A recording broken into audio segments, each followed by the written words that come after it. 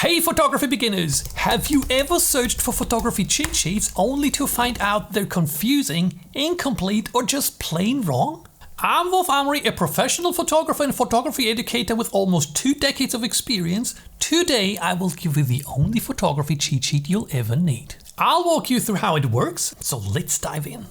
First things first, why are so many cheat sheets wrong? For example, this ISO cheat sheet that I found in a Facebook group. It tells you to shoot at ISO 1600 at night. But what if I told you that I shot this image at ISO 100? And what if I told you that I had to set ISO 1250 for this long jump shot, even though it was shot in bright daylight? So here is the better cheat sheet. What? Don't worry, it looks way more complicated than it actually is. It will soon become your future framework for camera settings, as it is not only a cheat sheet for one camera setting, but rather helps you combine the 3 image brightness settings in an easy, straightforward manner. So let's dive right in. For now, I will skip the first bar. While that one is extremely important, we'll discuss that later. Just note that the right side says brighter image and on the left side it says darker image. That is not only valid for the first bar, but for all the bars. Let's start with aperture.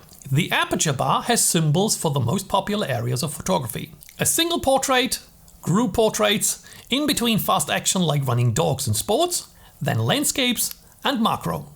Choosing one of the aperture numbers roughly below these symbols will get you a great result. Please also note the symbols on the sides. Small DOF on the right stands for small depth of focus, or depth of field if you will, and big DOF on the left.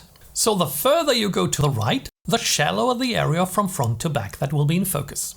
Okay, so much for the aperture bar. Next is shutter speed. Again, I have listed different scenarios that require different shutter speeds, starting with a symbol for stars representing the night sky, a single Christmas tree for indoor Christmas tree shots without people, waterfalls, a Christmas tree with people, a blurry person on a bike representing so-called panning shots, shots from a tripod, and then again similar symbols that we already had, like landscape, portraits and macro, running kids, action, flying birds and a super fast car. On the right is a symbol that says blur motion and on the left a symbol that says freeze motion. If you want an image without any blur, you have to choose the settings under these symbols as a minimum. So if you want a sharp running dog, 1/2000th of a second is the minimum for a safe shot. But you can always choose a faster shutter speed, as this will only freeze the shot even more. Okay, but I hear you say, Wolf, why do some of the symbols appear twice in the aperture bar and in the shutter speed bar? Well, let's say you want to photograph a landscape. If you have watched my YouTube photography course, you know that the sharpest overall image is between around f8 and f11. So you set that. But what about shutter speed? If you don't have a tripod with you, you need to make sure you don't introduce motion blur due to camera shake. And that is why you need to make sure that you consider both aperture and shutter speed, particularly for the symbols that are present in both exposure bars. And when you have 2 settings that are basically fixed, your only option to make the image brighter is adding some gain. And that brings us to the last row, ISO. First and foremost, you will realize that there are no symbols for ISO. Why? Because again, ISO is the gain and its setting is always the result of the other bars up here.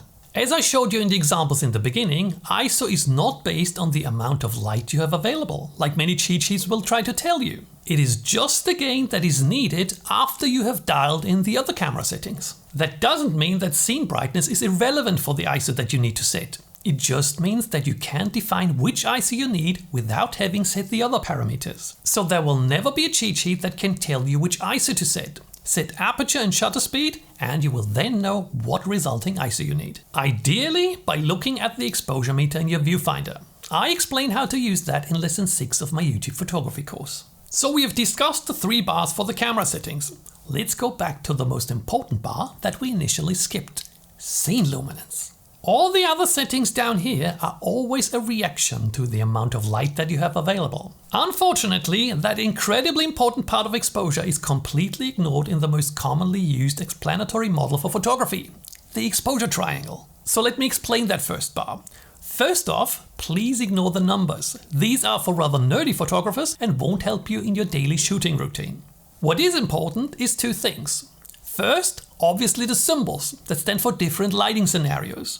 From full sun over to example professional sports venues to indoor sports, a regular indoor room, scenes lit by the full moon, or by the stars only. The equally important information of this bar are these lines. Every big line will cut the light of that scene in half. Photographers call these increments stops. So if we go from full sun outdoors to an indoor gym where your kids play basketball, you'd get 8 stops less light. Let's do the maths. 8 stops would be 1/2, 1/4, 1/8, 1/16, 1/32, 1/64, 1/128, 1/256. And that's still a pretty well lit gym. It can get a lot worse, as I show you in my practical example of the first lesson of my photography course. I measured the light and only had less than 1/500th of the light left that I had outdoors in full sun. That is something I really want to emphasize with this cheat sheet. The light changes way more dramatically than our own eyes show us. Because when we go from outdoor to indoor, our eyes still see pretty well. The camera, on the other hand, will show us a black image. And that misunderstanding of the amount of light that we lose when the scene gets darker is the one thing in photography that creates the biggest confusion. And that's not only true for beginners. Hardly any photographer understands how dramatic that loss of light is. So let me show you what happens. I told you that you lose 8 stops of light when you go from outdoors to indoors. Let's see what that loss of light means for our camera settings, particularly ISO. We have set our 2 exposure settings according to the aperture and shutter speed bars, so we can't mess with them. If we need to freeze motion, we need to freeze motion. So changing ISO is our only option. You may have realized that the increments that are explained in the scene luminance bar, the stops, also appear in the other bars. So the increment between the bigger lines down here is again 1 stop. Let's say we start at ISO 100 outdoors and count 8 increments to the right. Indoors, we will end up with ISO 25,600. The difference is massive. And here is something I want you to understand.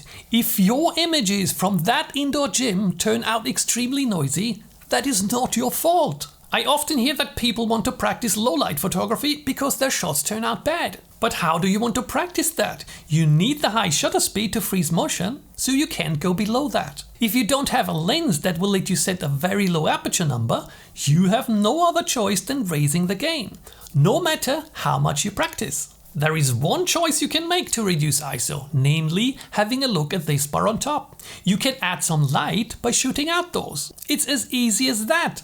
And one more important thing about my cheat sheet, have a look at the small lines.